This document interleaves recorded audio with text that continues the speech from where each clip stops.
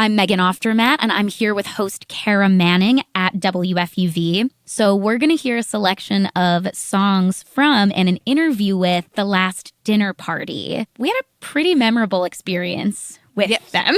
We did. We got locked on the tour bus after the interview with Abigail Morris and Aurora Nashevsky. So, I will never forget Abigail trying to get the tour manager's attention so that he could code us out of the tour bus. And it felt like something that could be a headline in the NME at some point, you know.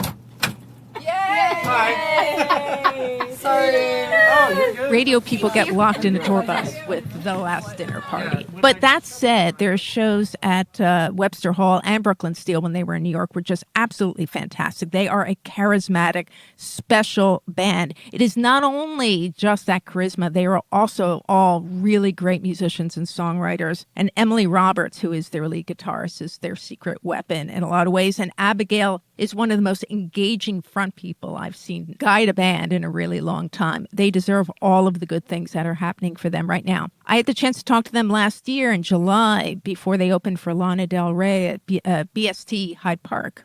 At the time, Prelude to Ecstasy was finished, and they sat on it for over a year before it came out. And it felt like being privy at the time that I spoke to them in July, to Emily, to Georgia, to Abigail, being privy to a really fantastic secret that was not yet known in the U.S. And I am so glad that they have hit as big here in the States as they have in the U.K. This episode's going to be a little bit different because the songs that we're playing are actually not from our own Studio A, but they were generously gifted to us from a show that they did at Webster Hall when we went for the interview. Kara, what are we going to start with today? Well, we sadly cannot play Nothing Matters because it cannot be heard in its full cussy glory here on FUV, but we will start off with what was their second single called Sinner. This is FUV Live Sessions with The Last Dinner Party.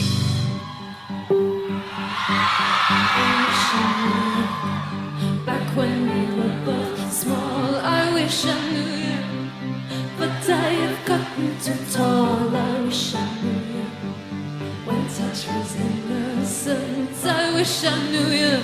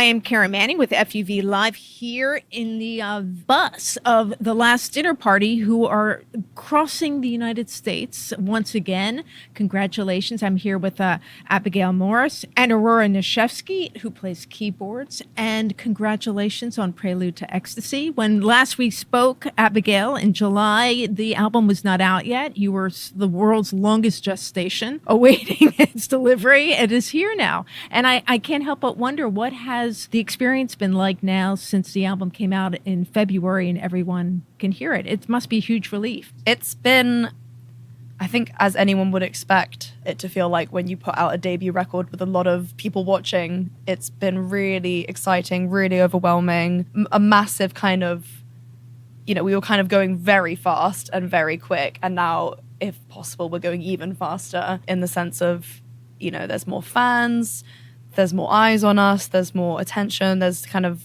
everything seems to be growing very quickly, and it's really cool to see, especially because, when the record came out, I found it quite unnerving to just see loads of numbers and stats and things online, and I really felt strange and kind of isolated from the work. And then when we went on tour was when things started to feel like, oh, great, we can look into a crowd and see the actual people that have listened to this record, and that's what's good about it. I would imagine, though, there was some nerves about how is this going to be received. Did you look at reviews at all, or did you sort of protect yourselves by not looking at things and just sort of riding along the wave that you were on, which was a very positive one? You were very excited about the album. And I'll ask Aurora that. I feel like what matters is us as a band creating and moving forward and kind of performing, and the reviews, I don't know, when someone directs me to it, I'll read it. But yeah. The thing that is so appealing about The Last Dinner Party is that, not to use a profanity, but you just don't give a, basically. And that is, I think, has protected you to be able to do what you do. Is that sort of the sense, Abigail, is that you're not going to really pay attention to anything outside? You're going to just sort of focus on what the band is accomplishing right now? We give a very strong one about us and about what we're doing and about the work, and we care so much about that. And I think it's a massive mistake as an artist and such a waste to just focus on critics and even audience that you don't know. We're never going to play to the gallery. We're never going to write something or do something because we think it'll please people or win the most people over. We're just very happy that our fans have found us. And I think the reason why they like us so much is because we're sincere and because they can tell that what we're doing is exactly what we want to do. And I think, people are intelligent and they can smell when an artist is putting something out that they don't really believe in. And I think that's really sad. So we try very hard to do what we love. When we spoke last, in July, the album had been recorded in late 2022, and you sat on it basically for a year. So, and working with James Ford, who obviously gave you the freedom to be yourselves, and he was the right choice ultimately for you completely. What was the experience of working with James and knowing that you had that belief and that freedom of a producer who allowed you to be your best selves? It was incredible, I think, because when we came in with him, we were really, at the very beginning, we'd only kind of just got signed. We hadn't worked with a lot of other producers. And we were quite intimidated, I think, by his oof, because he's so accomplished. I think it was just, he was really calm and really respectful. You agree? Yeah. I think he's just such a great musician, like has such a passion for music. So, and a great collaborator, like it's a great team player. And I feel like it worked with us because I think we're quite good communicators and we give each other space and time. So to have him kind of fit into that as well, it was just worked really beautifully, I think. Obviously, the big singles, Nothing Matters, Sinner, Our Lady of Mercy, they're big, they're bold, they're great for performance, but the ballads that are on this album are equally astonishing, including one, Aurora, that you wrote called Juha, which is one of my favorites on the album. And I did want to ask you about that. It's in Albanian, which you don't speak, which is the point of the song, correct? Can you talk a little bit about that particular track? You pronounced it very well, Juha, because my granddad told me off because I was pronouncing it Jua. And he was like, that's like an English way to pronounce it. Oh, really? It's Juha. So that's nice hearing you pronounce it. You pronounce it better than me. And I think it was my first language, actually. So because my parents and family came from Kosovo, escaped the Yugoslavian war and moved to England when they were quite young, and I was born there, but they spoke a lot more Albanian when I was obviously a kid. And so I speak it conversationally, but as I've grown up and as my parents have grown up, we've kind of lost that language as we've kind of assimilated into British culture. I feel like a lot of people can relate to that as well, the kind of losing one way of living and a language and kind of adapting to your surroundings. Yeah, and it's just that kind of shame and feeling of like disconnect from something that you kind of know, but not like you don't feel fully connected to. It's an absolutely beautiful song, as is Beautiful Boy, which, Abigail, is about a friend of yours who went hitchhiking through Spain. But it's also touches on the fact that you as a woman would not feel safe doing the same. Can you talk a bit about the song and how it came to you and its meaning and its purpose for you? Yeah, it's very anecdotal and in general, because it's sort of about feeling jealous of a very particular kind of person, which is the beautiful man, the beautiful boy. You know, being male in this world is one kind of privilege. Being beautiful as a woman or anyone is a different kind. And then you kind of combine those two, and it's the ultimate, you know, hall pass. Obviously, that it comes with its own pain and, you know, things. I'm not saying that every beautiful boy has no problems, but it highlights as a woman the kind of things that you can't do and you can't have. And this was a friend of mine, and he was like, you know, hitchhiking alone through Spain, and, you know, broke his phone and just relied on the kindness of strangers. And, you know, I would never dream of doing that as a woman, because, you know, you're not safe. And obviously anything could have happened to him, but there is a certain safety about walking through the world as a man.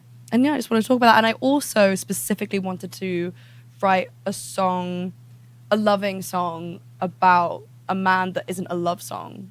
You know, it's like, and, you know, because I love him very much and he's a dear friend. And I think it's nice and important to hear tender, sentimental songs about your friends.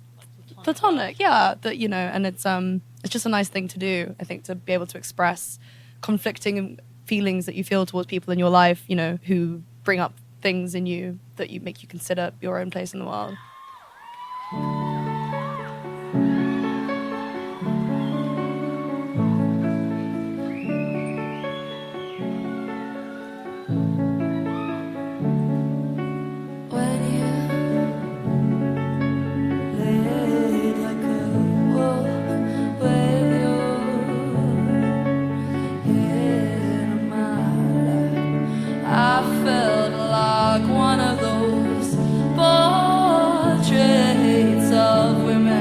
Protected by a beast sound and chain.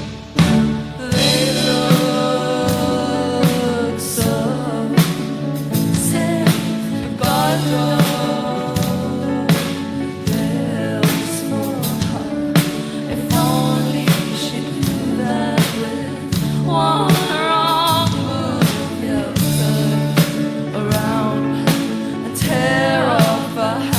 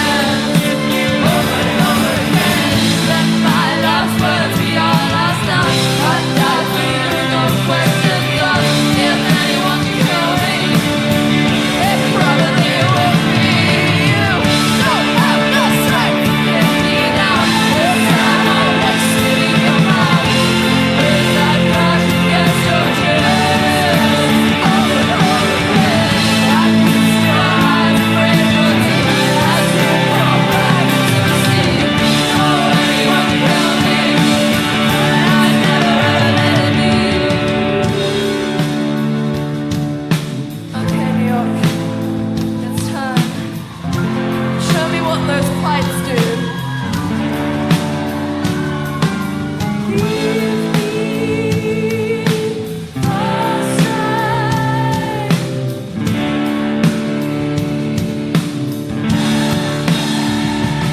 All the way to the back, I can see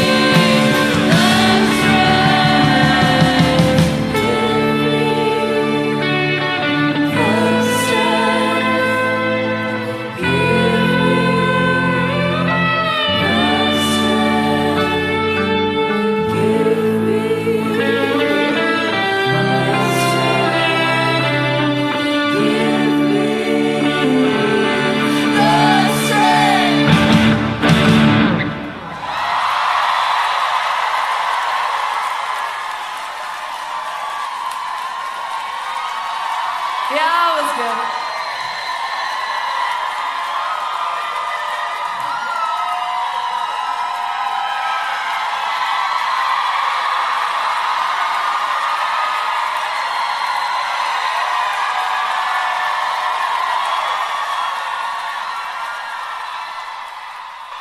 And that was The Last Dinner Party live at Webster Hall with Portrait of a Dead Girl on FUV Live Sessions.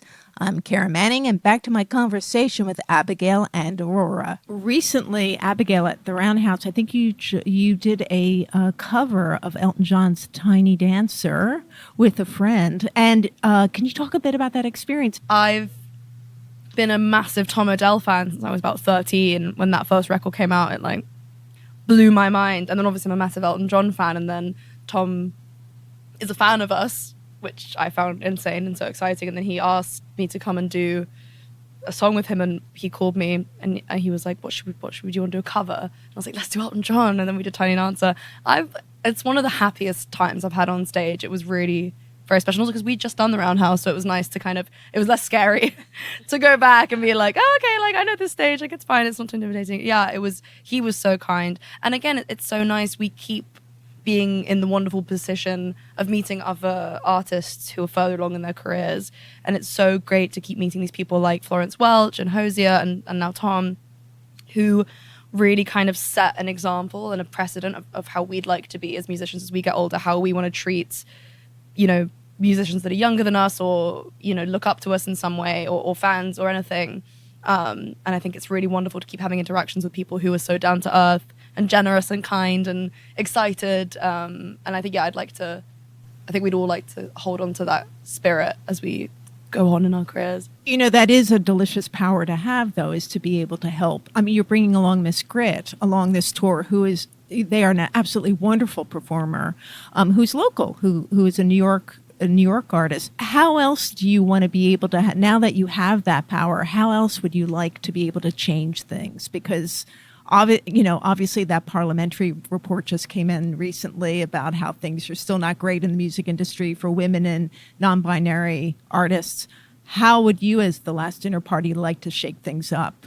Because we've become successful so quickly, it's great that we have access to do things for people quicker than we realized, because our power and our prestige, not that we're massive and famous and, but we're getting to the point where we can do great things. And I think it's really great to be able to do practical and philosophical things. So, for example, just by us, I think, existing and doing well, I think that that's really important for young people to see, especially young women and men. And then, practically, we like being able to use our platform as a force for good. On this tour, we're doing this thing, the Ribbons for Provisions thing, where we're encouraging people to bring items for food banks across America, and in return they get a ribbon. And then we recently did a show for a charity called War Child in the UK. And yeah, I think doing that made us realize we really want to do more of that because, you know, as we make more money and have more of a platform and a bigger voice, I think, you know, we care so much about supporting those who don't have the same opportunities as us. And I think I don't know how it is in America, but in the UK, the arts are severely underfunded. And there's so many schools in which there are incredibly talented children that should be able to have the opportunities that we've been afforded as more privileged people who just aren't because the schools don't have the money, and it's incredibly unfair. And I think if we can feed physical, you know, funds back into those places, that would be really good. You put it really well. We've Like, been thinking about this a lot. yeah, there's like one more charity that I'd want to bring up is the Music Venues Trust in England. I haven't looked into whether there's a similar thing in America, but there's loads of grassroots venues that are being shut down because of underfunding.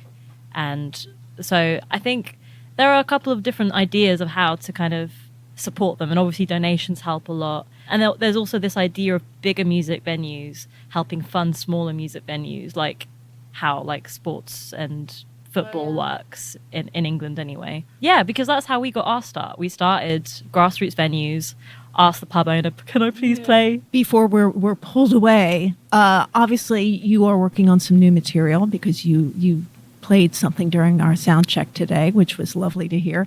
Where are you on sort of, I mean, right now you're focusing completely on Prelude to Ecstasy, but where are you as far as new music? Do you have the time to write right now, or is that a struggle to find? We've got a couple of songs that we've managed to practice and start playing.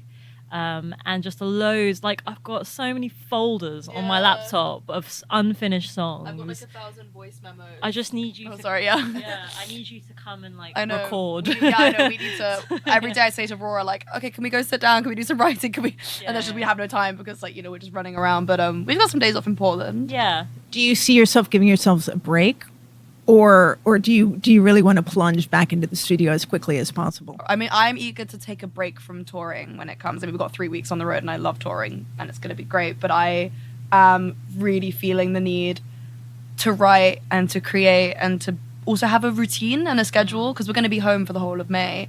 And touring is amazing, but it also brings a lot of stress, I think, because you have no timetable and no time where you know you're going to do things that's very disturbed. And I'm having a great time on this tour, but I'm looking forward to kind of going home 9 to 5, clock in, write, go home, have dinner, get up, go for a run, you know, and like kind of get into the swing of making this next record. Aurora and Abigail, thank you so much. It's so lovely to talk to you beforehand. Thanks for finding the time. Finally, one more question. One fictional character you wish you could have dinner with? I think at the moment, and also because we're in New York, Jessa from Girls.